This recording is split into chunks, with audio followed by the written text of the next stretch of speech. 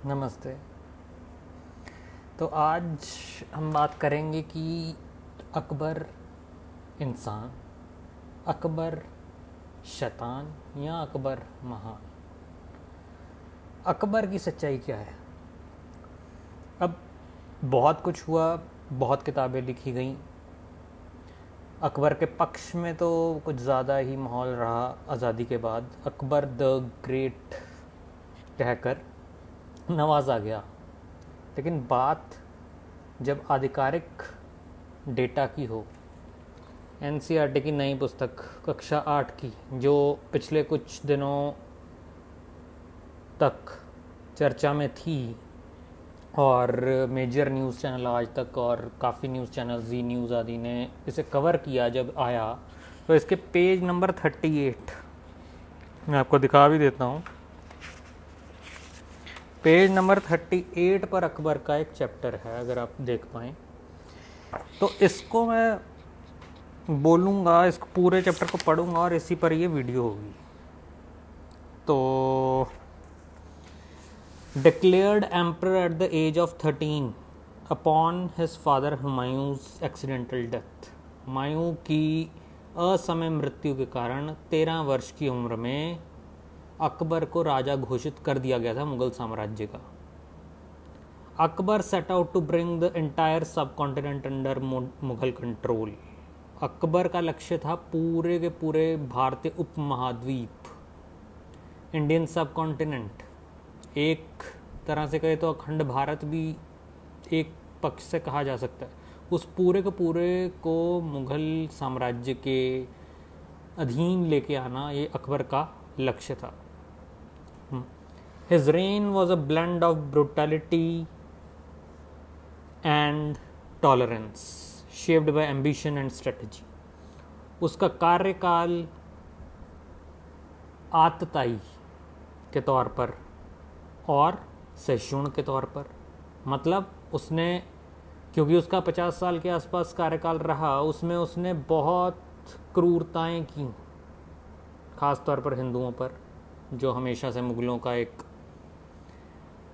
मतलब आप कह सकते हो उनकी आदत रही, जिसके वजह से वो बदनाम हैं और हमेशा बदनाम रहेंगे।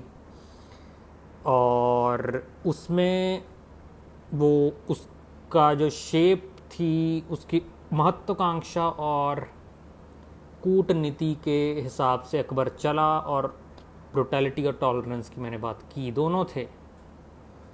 अब ये हम आगे देखेंगे कैसे थे। शुरुआती जो उनके तो नहीं मैं कहूँगा, उसके शुरुआती जो अकबर के युद्ध थे, उसमें अपने पूर्वजों जैसे कि बाबर, हुमायूं, उनकी राह पर चलते ही उसने कोई दया नहीं दिखाई। और चित्तौड़ के जो किले में, चित्तौड़गढ़ आज राजस्थान में है, तो चित्तौड़ के किले में उसने 5 महीनों से ज़्यादा युद्ध किया, जिसमें रेजिस्टेंस मिली राजपूत योद्धाओं से, राजपूत सैनिकों से। तो राजपूत तो हमेशा से हमारे बहुत ब्रेव रहे हैं, तो उन्होंने 5 महीने तक रेजिस्टेंस दिखाई। उन्होंने मुग़ल सेना पर काफ़ी नुकसान किया, ऐसा लिखा है। अब ये एनसीईआरटी की पुस्तक कह रही है, हमें विश्वास तो करना होगा। अब यहाँ अगर हम ये भी कहें कि मोदी सरकार है तो वो सिर्फ हिंदुओं के पक्ष में तो करती नहीं, उन्होंने तो मुसलमानों के पक्ष में भी बहुत काम किया। मुसलमानों को भी उतना ही सारी सब्सिडी से लेकर सब कुछ मिल रहा है जो हिंदुओं के। अगर उन्होंने गलत ही लिखना होता तो पहले क्यों न लिखा? 11 साल हो गए, 240 सीटें आ गई, अब ही क्यों लिखा? पहले कर सकते थे सब कुछ। तो ये प्रोसेस के थ्रू होता है, जैसे आपको ऑथेंटिक रिसोर्सेज, ऑथेंटिक रेफरेंसेस मिलते हैं तो उससे ये पता चलता है। तो इसके बाद जब मुग़ल सेना पर काफ़ी नुकसान किए इन्होंने, राजपूत सैनिकों ने, the fort finally breached, died fighting in large numbers while hundreds of women committed जौहर। अब ये एक महत्वपूर्ण बात आती है कि उन्होंने रेजिस्टेंस तो बहुत की, लेकिन वो किला जीत लिया गया अकबर के द्वारा और बहुत सैनिक शहीद हुए, राजपूत सैनिक।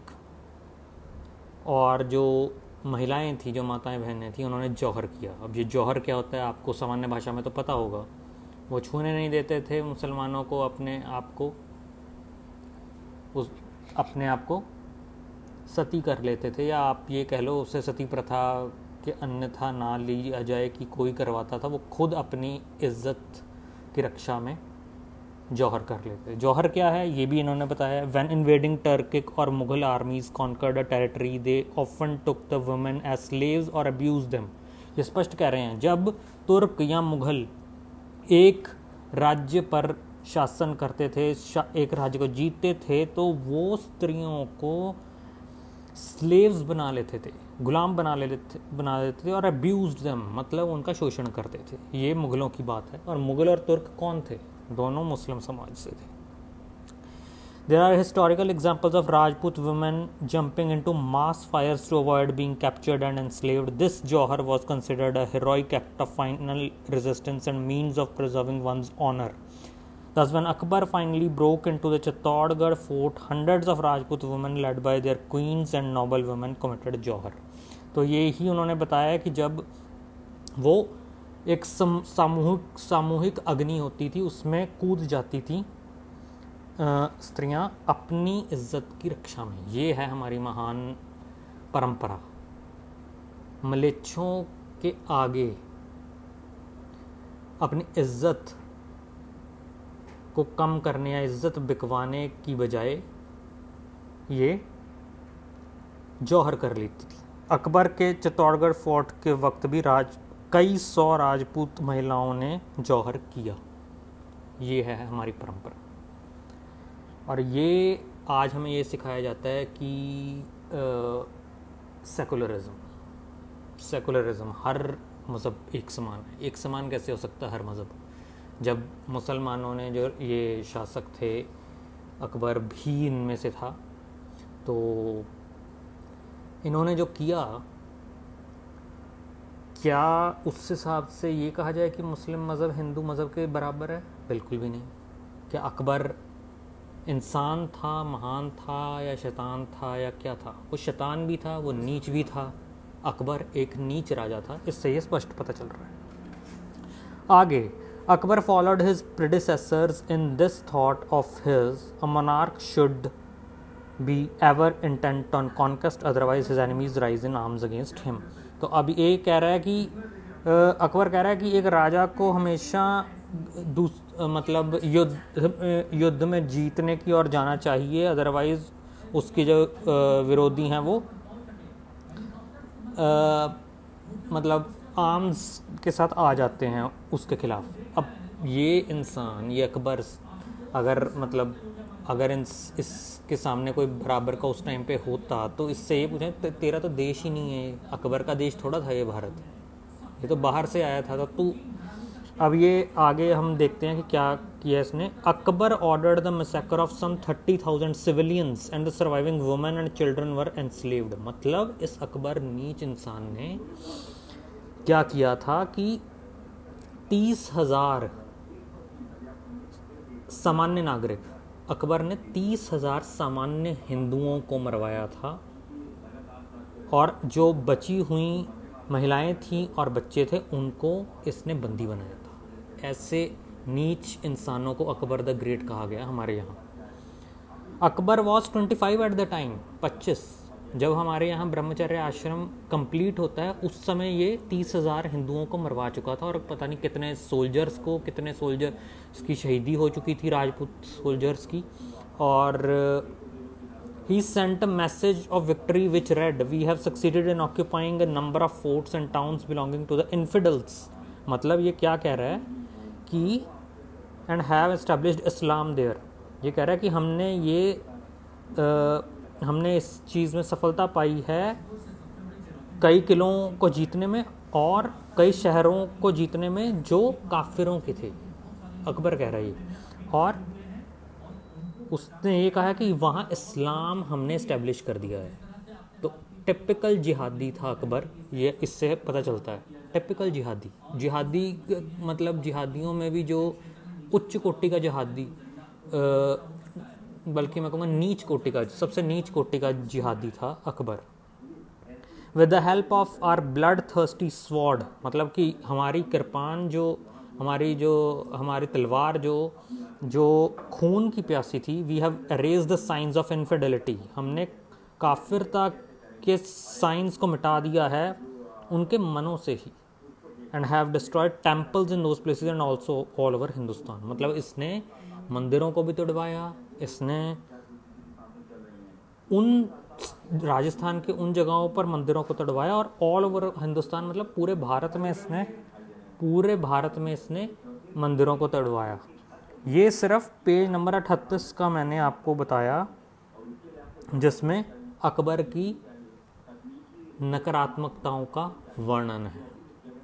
अब इसमें थोड़ा सा पॉजिटिव भी बता देते हैं, क्या कह रहे हैं। As his empire grew he increasingly used political strategies to stabilise it, तो कुछ पॉलिटिकल स्ट्रेटजी का प्रयोग किया कि वो थोड़ा स्टेबलाइज हो जाए empire. He entered into marriage alliances with princesses of neighbouring kingdoms, तो नेबरिंग किंगडम्स के जो राजा थे उनकी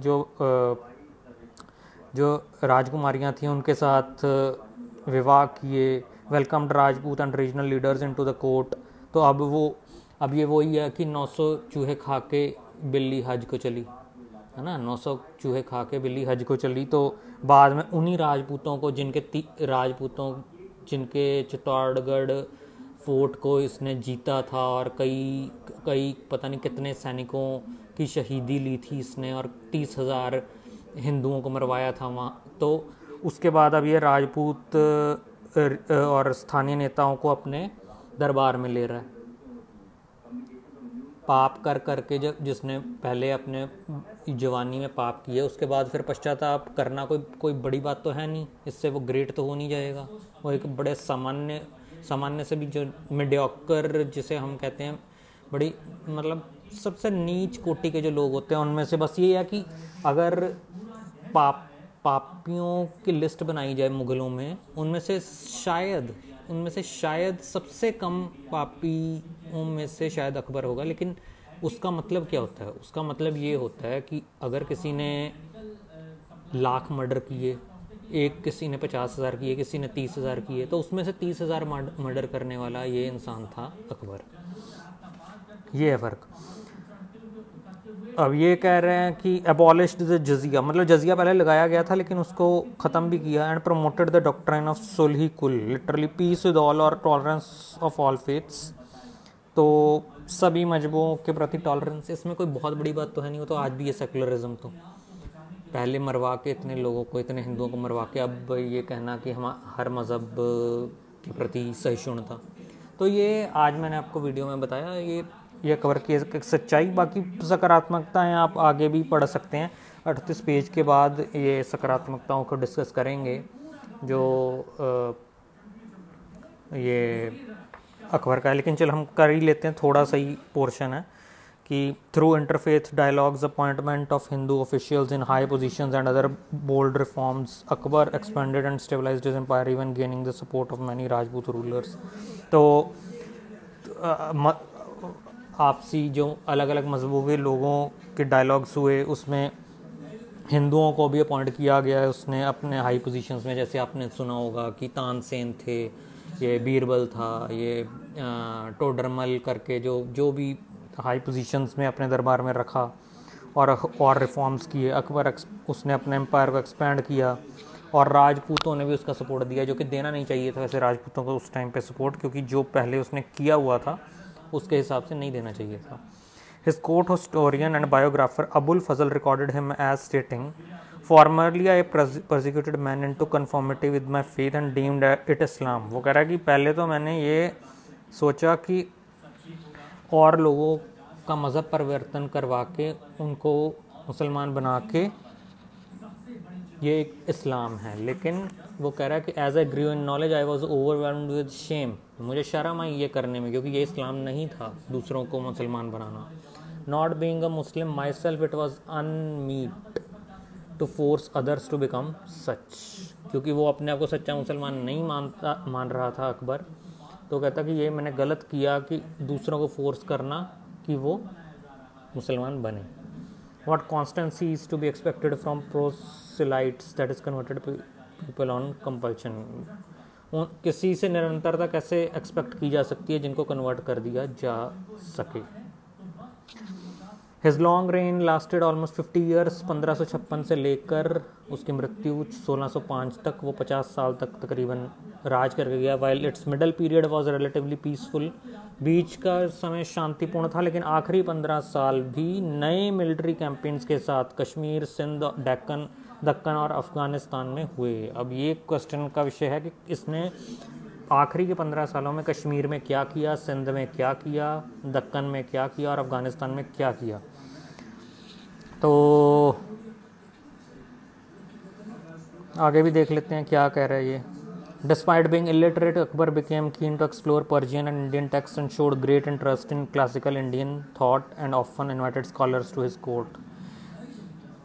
चाहे खुद अनपढ़ था अकबर, लेकिन उसने इंटरेस्ट दिखाया कि वो पर्शियन टेक्स्ट्स, पर्शियन लिटरेचर को पढ़े, भारतीय लिटरेचर को पढ़े, और उसने इंटरेस्ट दिखाया जो क्लासिकल इंडियन थॉट था उसको, और स्कॉलर्स को बुलाता था। आपको कभी सुना होगा कि गोस्वामी तुलसीदास जी को भी कभी ताज पहनाया था इसने, और ये बीरबल आदि तो थे ही 60 तानसेन, तो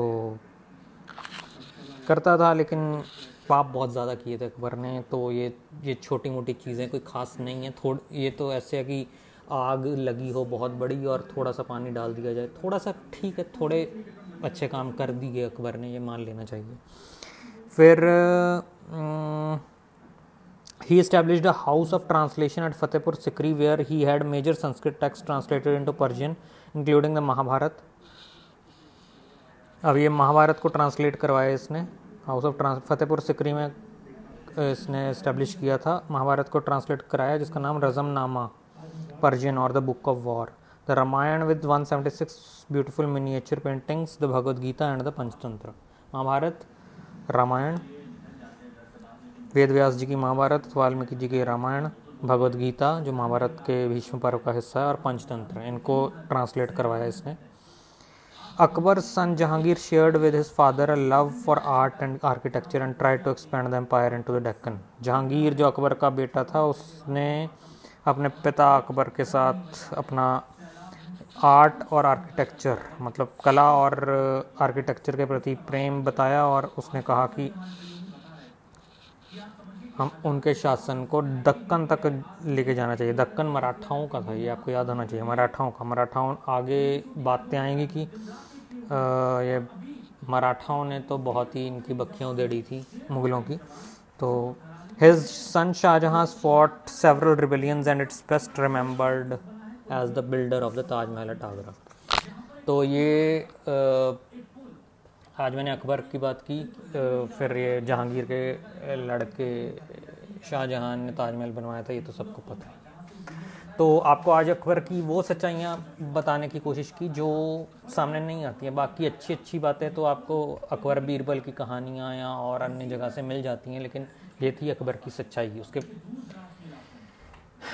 पहले तो जवानी के साल, पहले 25 या जितने भी साल जिसमें उसने क्या क्या किया मैंने आपको बताया, और बाद में भी आखिरी 15 सालों की गुत्थी अभी सुलझनी बाकी है कि उसने क्या किया अपने एम्पायर को एक्सपेंड करते वक्त। तो धन्यवाद, आगे आऊँगा एक नई वीडियो के साथ।